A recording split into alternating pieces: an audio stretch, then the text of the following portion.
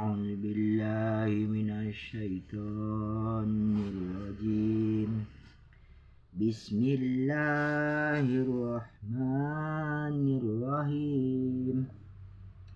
Alhamdulillah. Kita lanjutkan dengan amalan berikutnya, taklim rumah. Allahumma sholli ala Sayyidina Muhammad wa ala ali Sayyidina Muhammad. Assalamualaikum warahmatullahi wabarakatuh. Bab sholat Jumat. Diriwayatkan dari Abdullah bin Umar radhiyallahu anhu, aku mendengar Rasulullah sallallahu alaihi wasallam telah bersabda, barang siapa di kalangan kamu hendak menunaikan sholat Jumat, maka hendaklah kamu mandi. Diriwayatkan dari Umar bin Al-Khattab radhiyallahu anhu, sesungguhnya Rasulullah sallallahu alaihi wasallam telah memerintahkan supaya mandi. Diriwayatkan dari Umar radhiyallahu anhu, Rasulullah sallallahu alaihi wasallam telah bersabda, apabila seseorang dari kamu hendak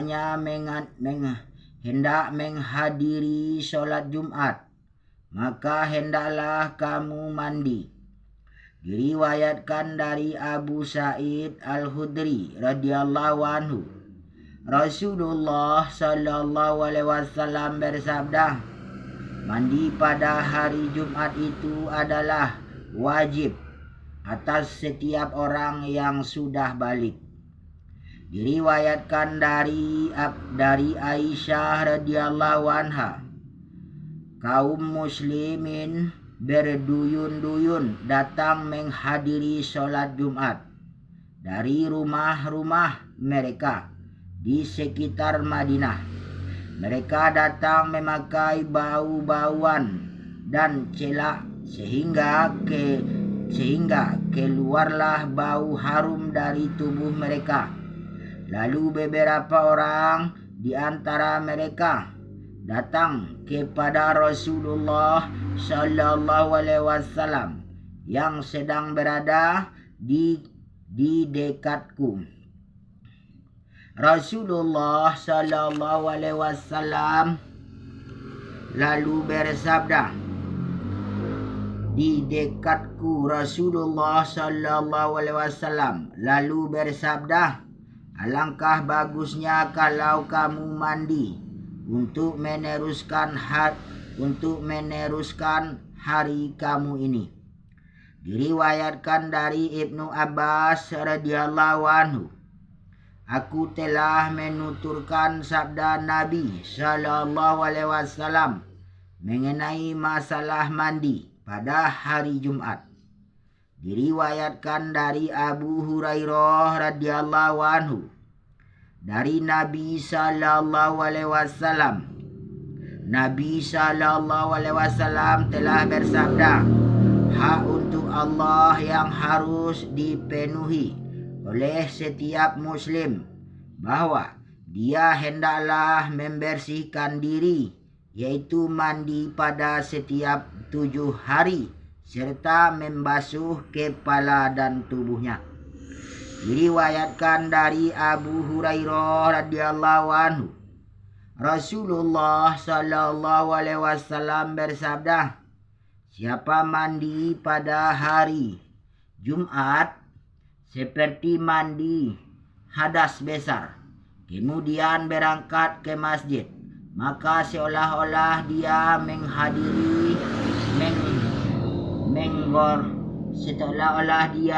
mengorbankan seekor unta. Dan siapa berangkat pada kesempatan kedua, maka dia seolah-olah telah mengorbankan seekor sapi. Siapa berangkat pada kesempatan ketiga, maka seolah-olah dia telah mengorbankan seekor kambing, kibas atau kambing. Siapa berangkat pada kesempatan keempat, seolah-olah telah menyembelih seekor ayam. Dan siapa berangkat pada kesempatan kelima, seakan-akan dia memberikan sedekah sebutir telur. Apabila hadid telah keluar, malaikat-malaikat pun hadir mendengar zikir. Artinya, mereka tidak lagi mencatat siapa yang datang ke masjid.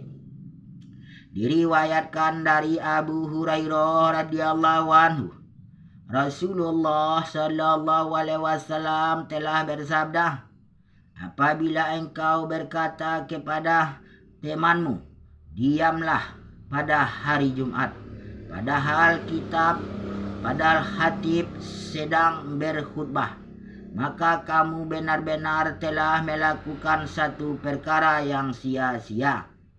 Diriwayatkan dari Abu Hurairah radhiyallahu anhu, Rasulullah sallallahu alaihi wasallam bersabda, pada hari Jumat itu ada suatu saat bila mana seorang muslim dapat menepatinya dalam keadaan sedang berdoa, memohon sesuatu dari Allah, pasti dia akan dianugerahi apa yang dimohonkannya.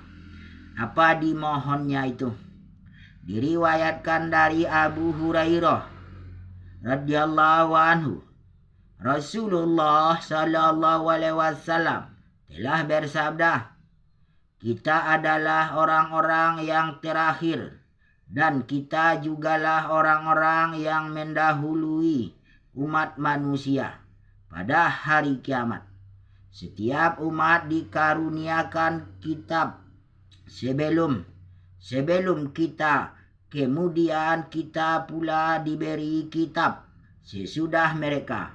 Oleh karena itu, inilah hari yang ditentukan oleh Allah untuk kita.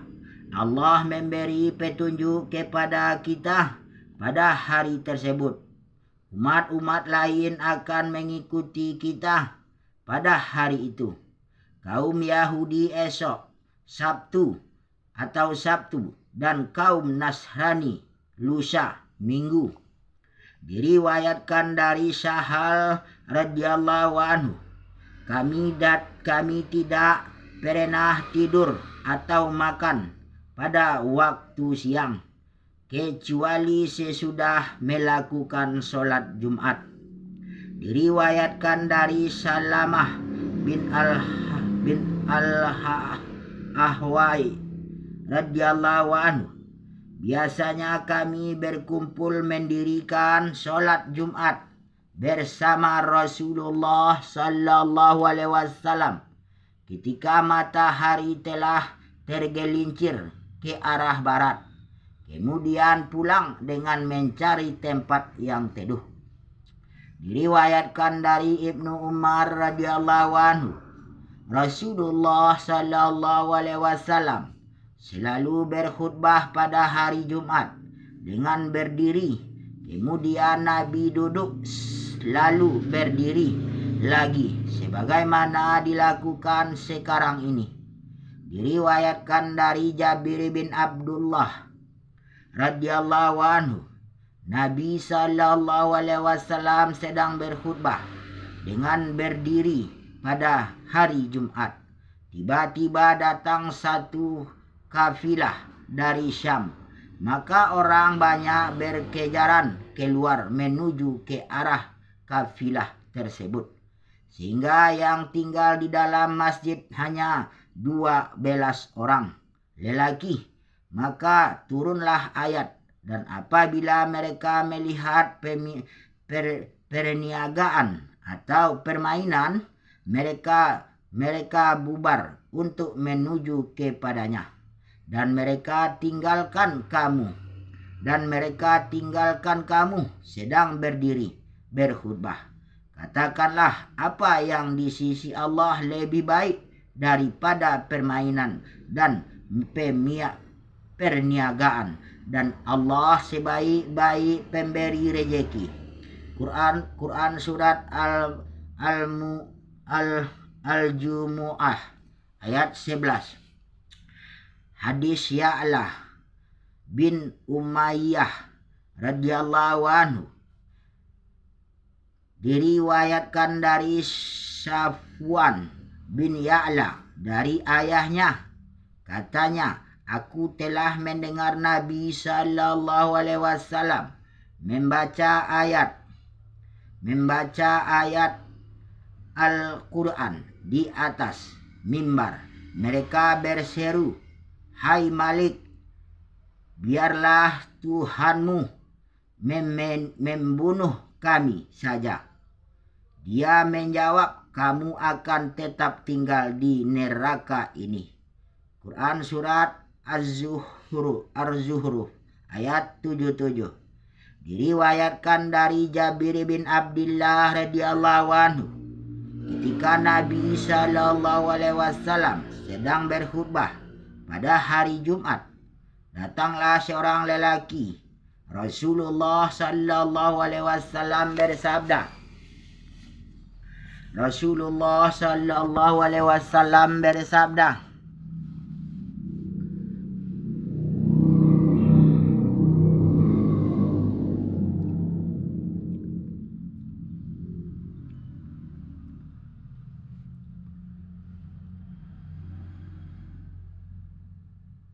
Ulangi, diriwayatkan dari Jabir bin Abdullah radhiyallahu anhu, ketika Nabi sallallahu alaihi wasallam sedang berkhutbah pada hari Jumat, datanglah seorang lelaki.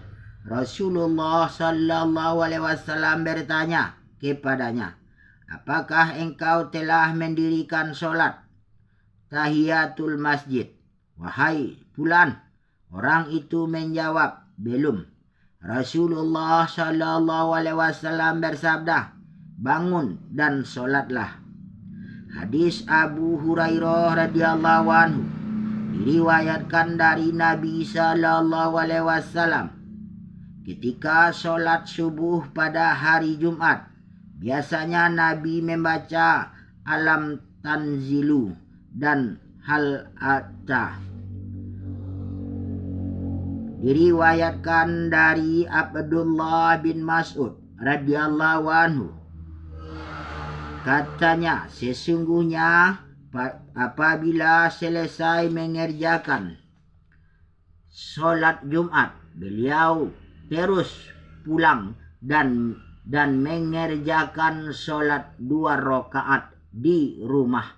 Kemudian dia berkata, dulu Rasulullah sallallahu alaihi wasallam juga berbuat begitu. Alhamdulillah, demikianlah beberapa hadis yang telah kita baca tentang bab sholat Jumat, yang mana kita baca, kita dengar, kita niat, amal dan sampaikan insyaallah. Untuk kesempurnaan majelis kita tutup dengan doa kifarah majelis. Subhanallah wa bihamdihi, subhanakallahumma bihamdika, asyhadu an la ilaha illa anta, astaghfiruka wa atubu ilaik. Allahumma sholli ala sayyidina Muhammad wa ala ali sayyidina Muhammad. Alhamdulillahirabbil alamin. Assalamualaikum warahmatullahi wabarakatuh. La ilaha illallah.